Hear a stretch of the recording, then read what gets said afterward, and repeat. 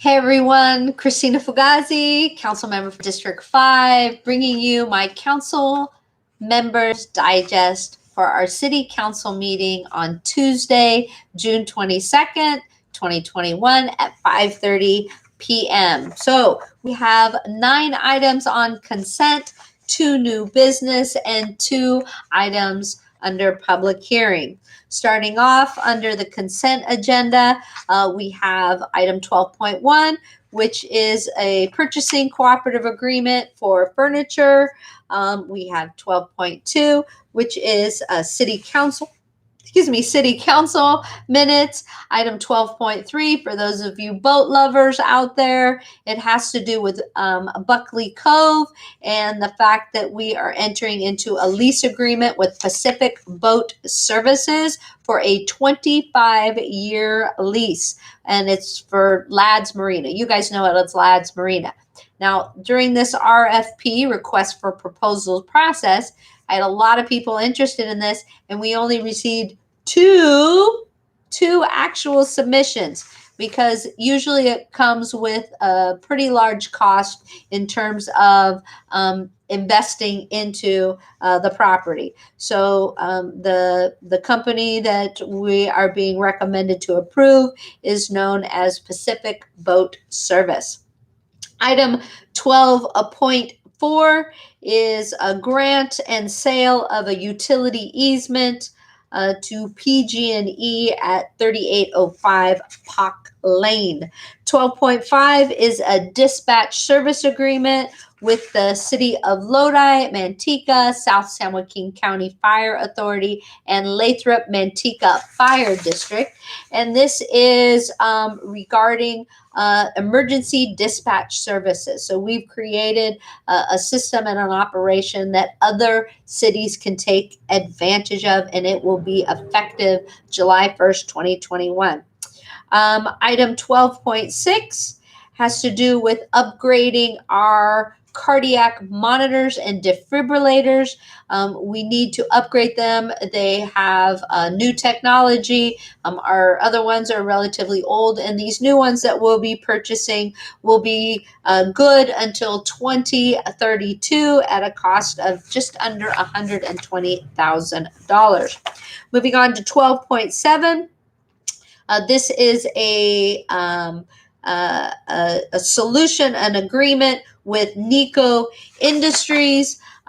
Nico Industries provides online service, and it is for just over $1 million, and it will go through June 30th of 2026. Item 12.8 is a contract with the state of California, CalNet, Next Generation contracts for telecommunication services. And we are, it's good through 2025 with options for extension to the agreement. Item 12.9 is a resolution for an independent contractor agreement with between San Joaquin County and the City of Stockton for AB 109 funding. And it's in partnership with the task force and the Community Corrections Partnership. Moving on to new business. So a couple big ticket items. One of the biggest ticket items on there has to do with more than $78 million that the City of Stockton is receiving from the federal government for the American Rescue Plan. So staff has identified some areas within which they believe that we should be putting this money. I put a poll online to get feedback from the public, and I shouldn't be surprised at the things that the public has really been asking for. So there's different categories. One of the categories is COVID mitigation and prevention. So it has to do with PPE, and you might be saying, oh, well, we're done with this. But a lot of employers still require their employees to wear masks, but it's also to support the development of a public health open data dashboard, as well as a housing and homeless open data dashboard. The next category is under community well-being. Oh, and that was 200,000 for that piece out of the 78 plus $1 million. This next area is $5 million for outreach and intervention support, establish hotlines, and support evidence-based community violence intervention programs. Essential services support to households. This is $6 million putting towards this to address food insecurities, provide housing support for utilities, medical and child care, and also provide food pantry support. Small business and economic recovery. So this is $10 million for general financial relief, support of our restaurants and their outdoor dining needs, provide funds for facade improvements, and also support the Economic Development Strategic Action Plan. This one was the on the survey that received the most votes so far is homelessness and housing. So $12 million. And this is to support the development of safe camping and parking sites in the city, fund a first-time home buyers down payment assistance program. So all of these are opportunities that we have. Provide first and last month's rent to qualified applicants. And in conjunction with the San Joaquin County, this is the big item, we can develop a 250 to 300 low barrier emergency shelter beds and invest in a coordinating entry navigation system. The next subsection is city government recovery. So $15 million to be allocated to support lost revenue, replacement, and employee services for essential workers. The next one is digital divide and internet connectivity. So bringing broadband access to all city residents. We're looking at that. That's at a cost of $9 million so that everyone has connectivity in their households, in our community. And then miscellaneous. This is another big item. Miscellaneous was the second most popular item, and that's because this is just under 21 million of the total 78 million to support the purchase and installation of more of the touchless restrooms. We have them at Victory Park, Stribley Park, Fremont Park, and Oak Park as of right now. So putting more of those out. We need to purchase some public safety equipment, including fire truck. We have an engine that is, we have a couple of them that are at the end of their life. So we need that apparatus and equipment. Also to support clean city initiatives. So keeping our city clean. I know some of you would say it's not clean at all, but working on continuing to chip away at that. And I will tell you that we are almost at 1,000 tons of trash since January 1st that has been cleaned up from this city. Actually, I think after Saturday's event, we were probably over 1,000 tons. And remember, for each ton, we're talking about 2,000 pounds. So we're talking about a whole lot of trash in this city.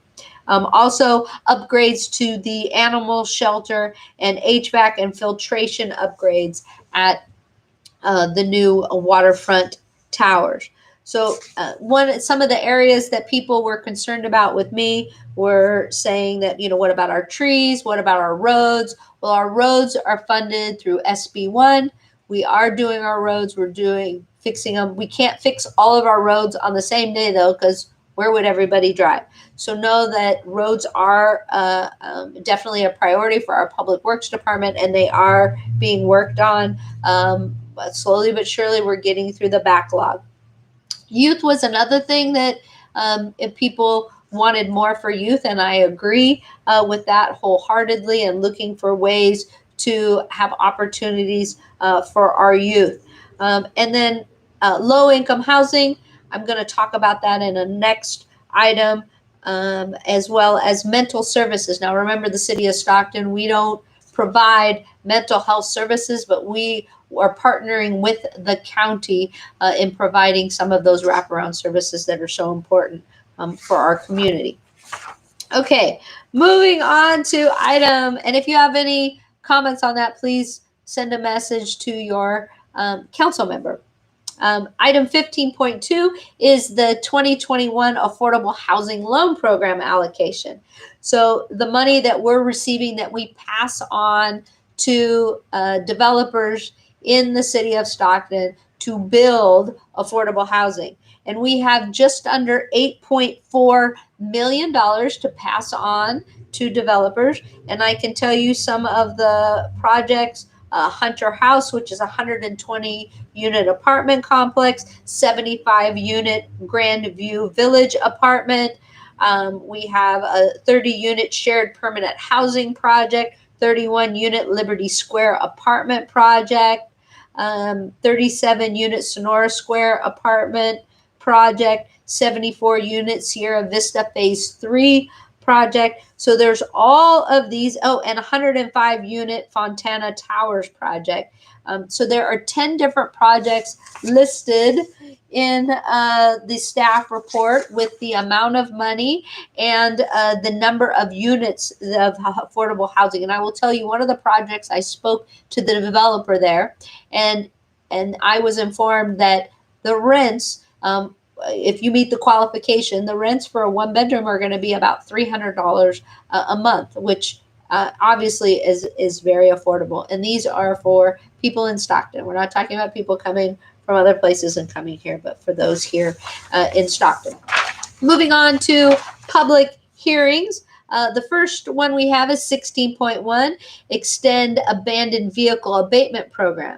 So I will tell you that in the last 10 years, from our streets, more than 12,000 vehicles that have been left abandoned on the street have been towed. And the cost, there is a cost to remove them. However, on your DMV fees, there is a vehicle abatement fee. And on that, it's a $1 fee. And so we per registered vehicle to be collected by the DMV and placed in the abandoned vehicle trust fund.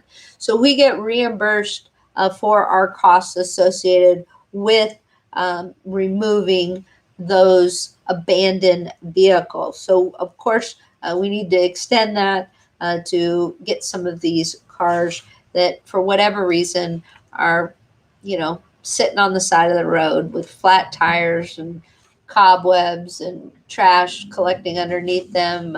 We need to remove them from our roads. Item 16.2, that has to do with the adoption of our budget, our 21-22 budget, that it also includes the CIP, the Community Improvement Program, that has things in it such as the Victory Park pool, getting $1.5 million in order to redo the pool and the bathrooms at Victory Park, as well as the fee schedule. So that is all the things that are on our agenda for June 22nd. So show up, stand up, speak up. You can come to our meetings and speak.